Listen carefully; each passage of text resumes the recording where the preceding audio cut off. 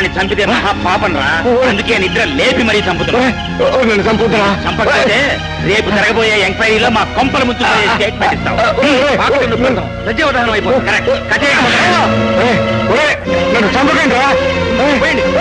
ఈ తెలుపు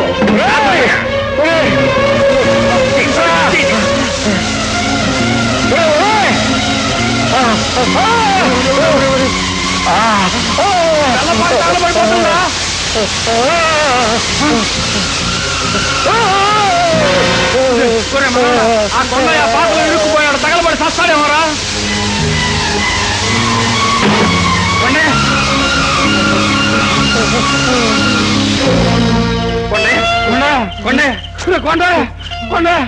బాబు, నేను చేసిన పాపాలే నన్ను తీసుకుపోతున్నాయి. రేపు ఎంక్వైరీలో ఆ బసప్ప గారు చేసిన దుర్మార్గాలకి నేను సాక్షిగా నిలబడతానని ఆడి మనుషులతో నన్ను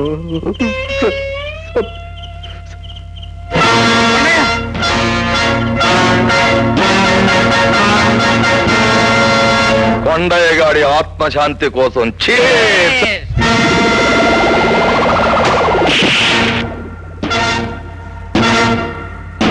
నువ్వు చావడానికే వచ్చావా పిన్నమనేని బోసు బాబు? ప్రాణాలని బ్రాందీ గ్లాసులో కలుపుకుని తాగి మీ అందరి ప్రాణాలు తోడేయటానికే వచ్చాను. ఇలాంటి వెర్రి కూతలు కూసే ఒకప్పుడు నీ తండ్రి వల్ల కాటికి వెళ్ళిపోయాడు. అన్నింటికీ బదులు తీర్చుకోవడానికే వచ్చాను రా.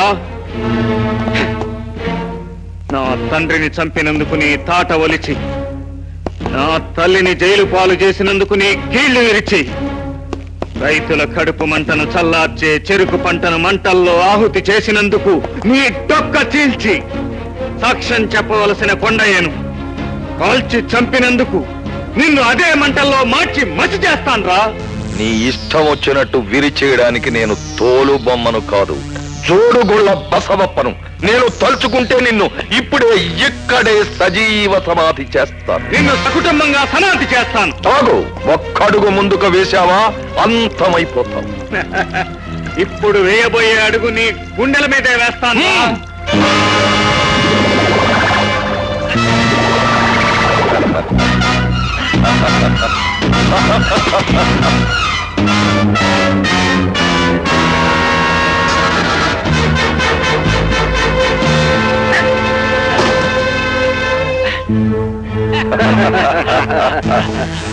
చిరుత పులిలా చిందులు వేసిన చిట్టెలుక ఇప్పుడేమైంది?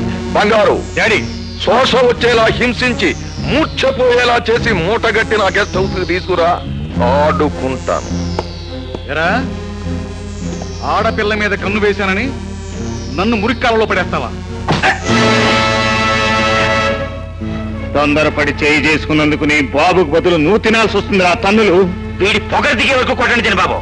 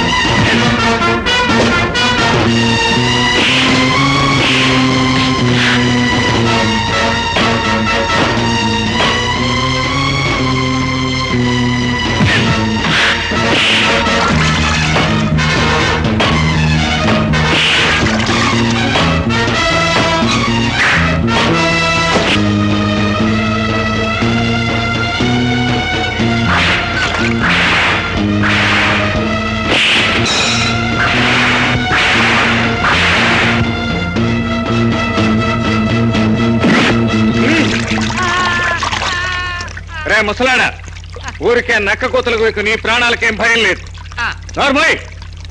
సావు కబురు మయటానికే నిన్ను వదిలేస్తున్నాను. ఆ బసవప్పగాడితో చెప్పు, వాడు చేసిన నేరాలు అంగీకరించే వరకు వాడి కొడుకు నా దగ్గరే బందీగా ఉంటాడని చెప్పు. చూడండి బసవప్ప గారు, 14 ఏళ్ల క్రితం షుగర్ ఫ్యాక్టరీకి మన శ్రీకాంత్ గారు దారుణంగా హత్య చేయబడ్డారు. ఆయన్ను హత్య చేసే నేరానికి ఈ రాజేశ్వరి 14 ఏళ్లు జైలు శిక్ష కూడా అనుభవించింది. అయినా ఎప్పుడో ముగిసిపోయిన ఈ కేసు ఇప్పుడు విచారణ చేయడంలో అర్థమేమిటో నాకు బొత్తిగా తెలియడం లేదు. ఆ కేసు ముగిసిపోవచ్చు బసవప్ప, కానీ నా భర్తని నువ్వు హత్య చేశావన్న కేసు అలాగే ఉంది. దాని మీదే ఇప్పుడు విచారణ జరుగుతుంది. సార్ మీకు ఫోన్ వచ్చింది. సార్ ఫోన్ వచ్చిందట, మాట్లాడి రావచ్చా? అలాగే వెళ్ళిరండి. హలో, ఎవరు? బసవప్ప, బోసు బాబా. ఎంక్వైరీలో నా తండ్రిని శ్రీకాంత్ని చంపింది నువ్వేనని ఒప్పుకుని ఎంక్వైరీ ఆఫీసర్ని తీసుకుని సరాసరి జడ్జి గారింటికి రావాలి. రాకపోతే డాడీ, డాడీ, నన్ను రక్షించు డాడీ, వీళ్ళు నన్ను కాపాడు డాడీ. ఇదిగో నా కొడుకుని ఏం చేస్తున్నావు? డాడీ, డాడీ, డాడీ, ఇదిగో వాడిని ఏం చెయ్యొద్దు. బోసు బాబు, ఇప్పుడే నేను జడ్జి గారింటి బయలుదేరి వచ్చేస్తున్నాను.